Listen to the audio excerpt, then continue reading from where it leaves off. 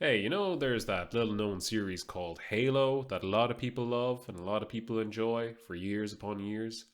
Well, behold the Halo Killer! Whoa, so cool! That didn't really work out, did it? So, I've been playing the Killzone trilogy for the first time ever. I want to talk about my experience with this series. I don't want to talk spoilers, not going to get into anything like that. Just literally, I played through all three games, three in a row, bashed them out. Just want to talk about my experience of like the games themselves. And first things first, I love visiting game series like this that have a big name that I am like not privy to. I've been watching lengthy videos talking about the Killzone series. Two sets of videos that I really enjoy are by Gaming Brit and Red Scott Gaming. I'll link them below. I just want to talk about experiencing the series the first time because it's honestly it's so odd. It's such an odd series. I also enjoy the Killzone lore, but Killzone is really weird because it doesn't actually use any of the lore, even though a lot of it would be really interesting to implement in a game. Just, nope, doesn't exist. It's just a shame that the story in these games really just doesn't quite hit right, especially when Killzone 1 was very dated. It's a PlayStation 2 first person shooter. I played it on easy just to get through it. It's not too bad as far as the game goes, but even the PS3 HD version is janky and like the cutscenes are super compressed. The gameplay is a bit odd, the story is meh, but I kind of enjoyed it.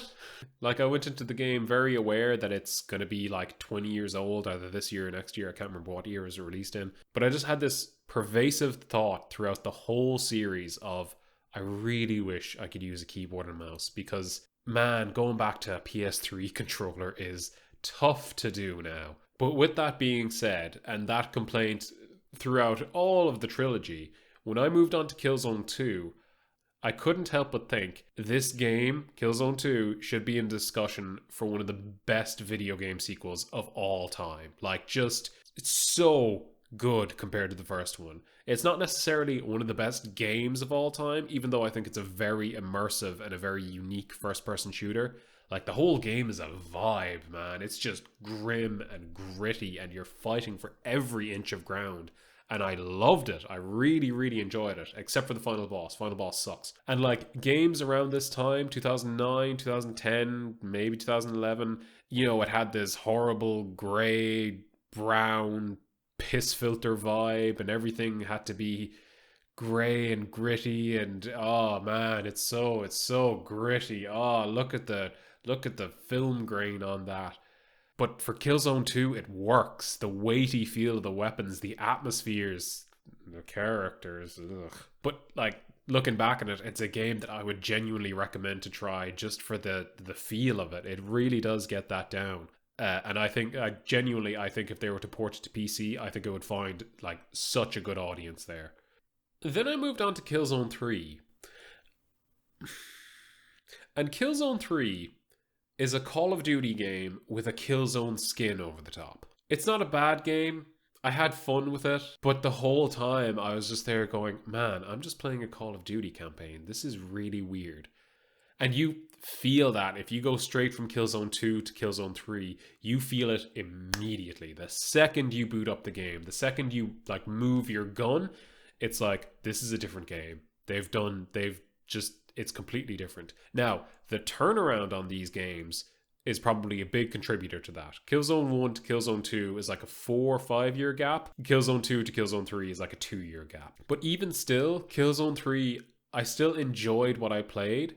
And it has these great little moments that I found were similar to what I got in Killzone 2. There was a particular point where I was fighting a group of Helghast and I got to the last enemy, took him down, and just everything went quiet and the only sound that was there was just the last few bullet shells from my gun hitting the ground and like rattling on the ground. And it was just such a like tasty moment of immersion. And like Guerrilla Games, they have done so well with that, with this trilogy.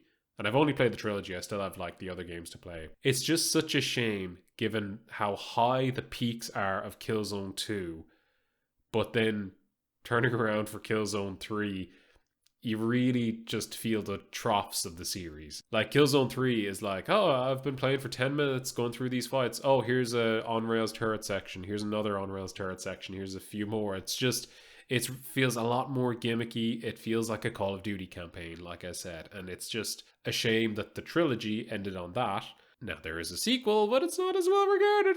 And look, these are some very brief thoughts on this trilogy. I just wanted to make a video about it because, as many little gripes I can have with some of the games, I really enjoyed it and I'm a fan of this series now. I would recommend checking out the videos that I recommended at the start because they go into such detail on all of the games. To be honest, when there's such a focus on like TV shows being adapted from video games, movies being adapted from video games, I think you could make a killer TV show or movie about the Killzone series. Now, I still have 3 other games in the series to play. I have Killzone Liberation, Killzone Mercenary, and Killzone ShadowFall, which is the sequel that's not very well regarded. But it kind of makes me sad that I've gone through the trilogy as it stands, and I have these other 3 games, and it's going to be kind of grim when I do get to the end of it, because there's no more Killzone games coming. Guerrilla Games are far too busy with the Horizon series. Which, here's a hot take, I don't think the Horizon series is that great. If they said they were never making another Horizon game, I'd be like, fine, yeah, cool, move on, do something new. I don't know why, they